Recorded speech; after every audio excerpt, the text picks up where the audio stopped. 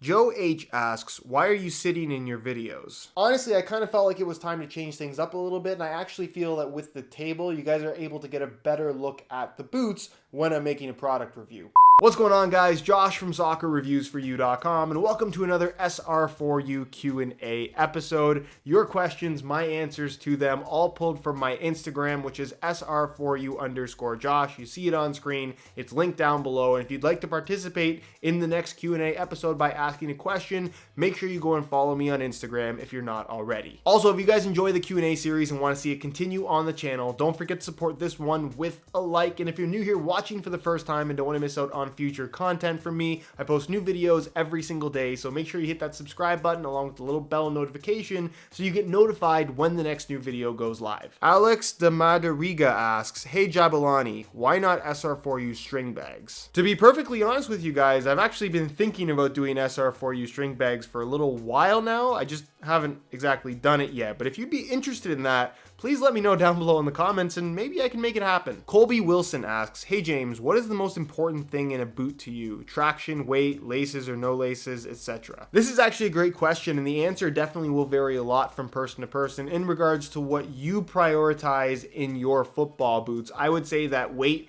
is not one of those things that's super important to me. If the boots are light, that's great, but it's not a main priority. Traction is obviously something that's important, but I can't say that I'm too picky in regards to stud patterns. I think that some perform better than others for sure, and I also think it's very important to have the proper stud pattern given the playing surface that you're going to be using the boots on. But again, that's not for me a number one priority. I would say that fit is super important and that I want my boots to fit pretty much perfectly on my feet with no extra space. I don't like my boots to be too small, obviously, but I definitely don't like them being too big. Even if it's just a little bit, that's something that drives me nuts. Then obviously comfort is going to be a priority. I don't want to be getting blisters. I don't want to be having foot cramps. I don't want to be experiencing any kind of discomfort that I have to think about while I'm playing, whether it's a match or a training session. So comfort, huge priority. And then the third thing I would say that's very important to me is just general feel for the ball, the touch that the boot provides. I tend to prefer boots that have a little bit more of a padded, softer feel to the upper, but I'm just as happy to wear thin boots as long as the fit and comfort are on point. I just like to have a good feel for the ball that I am personally comfortable with. So I would say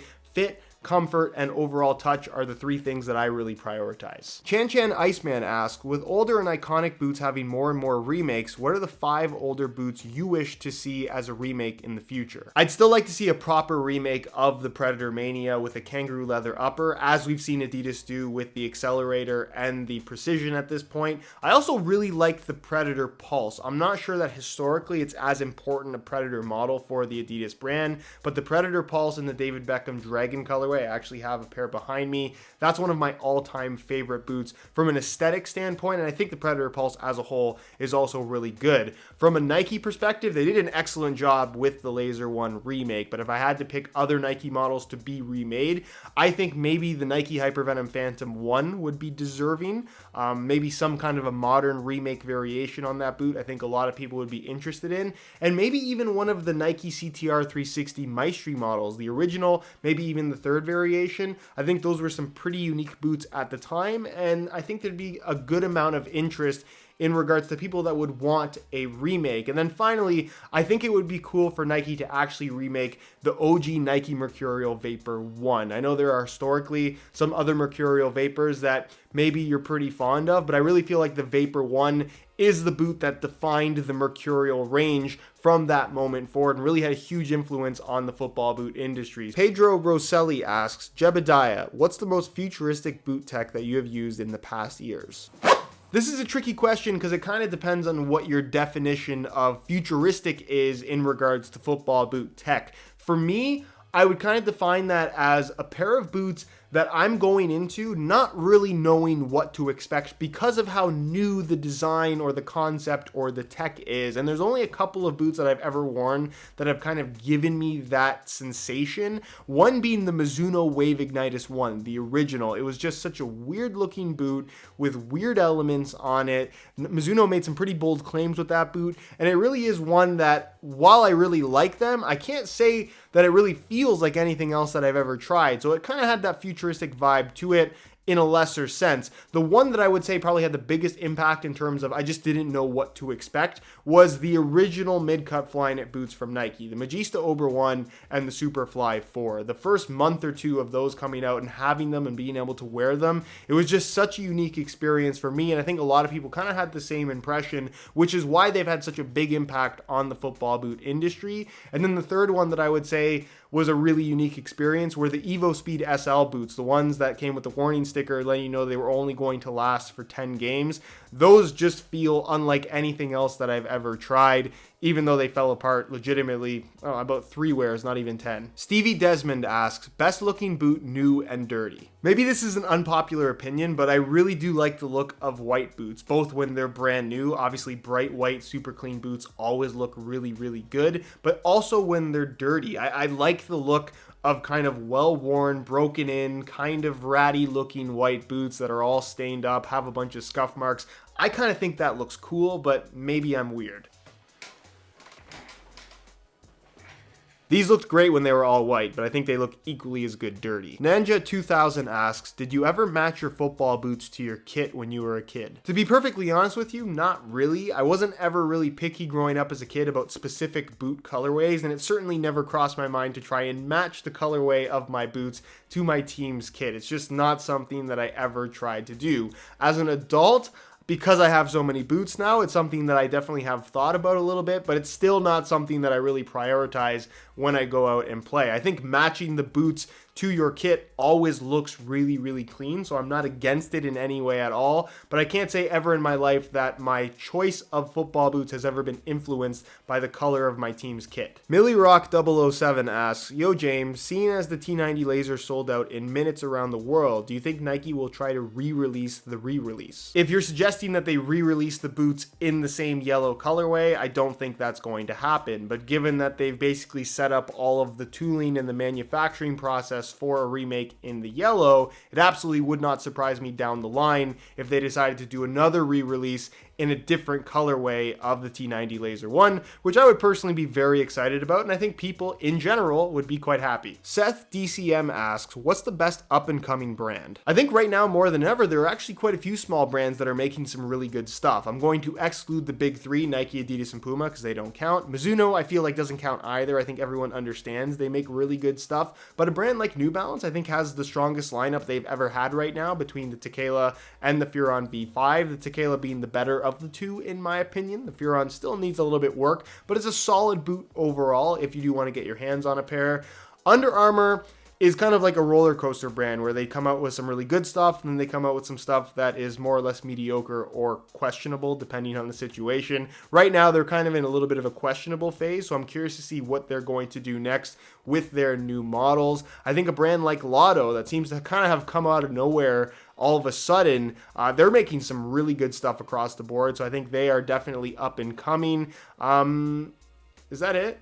Maybe Umbro. I guess you can make a strong case for Umbro. I think the new Medusa lineup, more so the Pro rather than the Lasis Elite model, is a really underrated boot right now, but it's not without its flaws either. But I think overall, curious to see what's next for Under Armour, and I think New Balance is doing a good job right now. Bazaniel asks, how did you come up with such a sophisticated string bag rating system? To be honest with you, it's just too complicated to explain. Doped in Love asks, does the Chevron studs on the Mercurial lead to injuries when playing on AG pitches? It's obvious that the majority of people who regularly play on artificial grass fields play with firm ground stud patterns, which is a stud pattern that is not necessarily made for use on artificial grass. However, people do it anyways, mainly due to the fact that AG stud patterns are a relatively new thing and they're not exactly readily available, especially in the US. Why is that? I'm not entirely sure. You're going to have to ask the stores and ask the brands, because I don't think it's as much the store's fault as it is the brands just not offering those products to the stores to actually carry, because it seems to me like every time they get AG variations of anything in, it sells out pretty quickly. But that is another video, another issue altogether. As far as wearing firm ground stud patterns on artificial grass, it's not something that I would personally recommend, but it's not something that I would say that you should never do ever. I've done it myself. I probably will do it in the future at some point in time.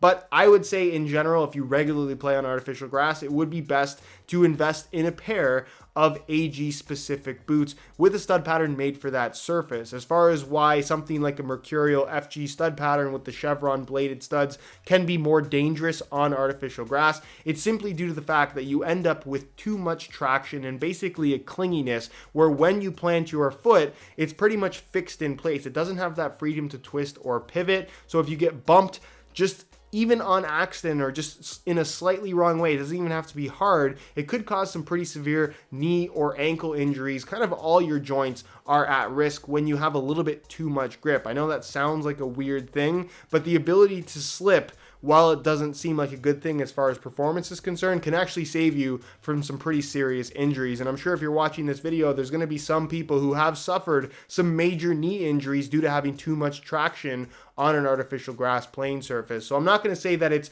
totally dangerous to wear something like a Mercurial FG boot on artificial grass, but I definitely think that your risk of injury is a lot higher when doing so. Rohail Najmi asks, low ends from big brands or high ends from smaller brands? The answer to this question is pretty simple, with a few exceptions, of course. I would say that there are certain takedown models out there from Nike mainly that are actually pretty good in terms of overall quality that you're going to be able to get at lower price points, of course. But most of the time, I would say if you are spending $80 on a pair of boots and it's between a takedown model from Nike, Adidas, or Puma, or a top-end boot from a brand like Lotto or Under Armour or New Balance or Umbro, that top-end boot from the smaller brand is going to just be better quality, period, no questions asked, even though this is a Q&A. Great question. Luis Arco7 asks, does Nike make more money on high-end boots or low-end boots? I don't want to single out Nike with the answer to this question because I feel like it's pretty consistent across the board with every brand, but I would say in general, in terms of just pure sales numbers,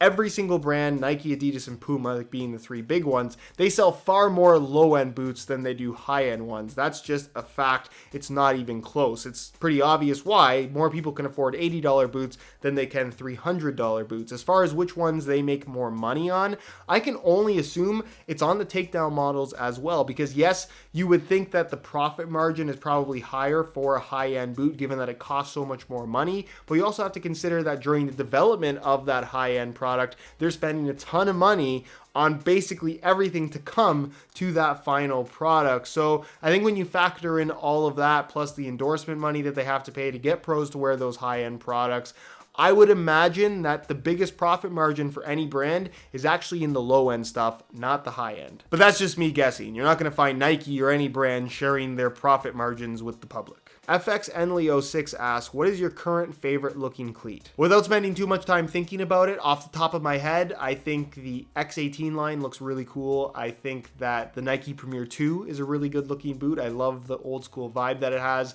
The New Balance Tequila, I think, is a very cool looking boot. And I guess that's it because I can't think of anything else. Penny7091 asks, Joma, greetings from Australia. How to get limited edition football boots at retail? Also, does your house have ACC? First of all, of course my house has ACC. It would be irresponsible to purchase a house without ACC technology. As far as getting limited edition boots at retail price is concerned, it's actually not as difficult as some people make it out to be. What a lot of people do is they follow me on social media, and there's going to be people in the comments that I'm sure will let you know that this does work quite well. If you follow the SR4U Facebook page or the Twitter page or myself on Instagram or even are signed up for the SR4U mailing list, by the way, all of that is linked down below in the description of this video. What I always do whenever a limited edition release happens is from all kinds of different retailers, as soon as they become available, sometimes before even the retailers announce it themselves, I send you guys a link to actually get the shoes before anybody else knows about it. So as long as you react quickly to when that link gets sent out, you'll be able to get the limited edition release at retail price, sometimes even with a little bit of a discount. So if you're not following me on any of those social media platforms, I send out links as soon as limited stuff becomes available. So go and do that if that's something that you're interested in. And that concludes yet another SR4U Q&A. Hopefully you guys enjoyed this video. If you did, please support it with alike. Again, if you guys want to ask questions for the next Q&A video, follow me on Instagram because I pull all of the questions from there, SR4U_Josh. You'll see it on screen. It'll also be linked down below. If you have any questions regarding anything that I talked about in this video, leave it down below in the comments and I'll do my best to get an answer out to you as soon as I possibly can. Subscribe if you haven't already for daily videos on all the latest and greatest soccer gear. You can find all my social media information linked down below in the description as well. And other than that, guys, thank you so much for watching and we'll see you in the next one.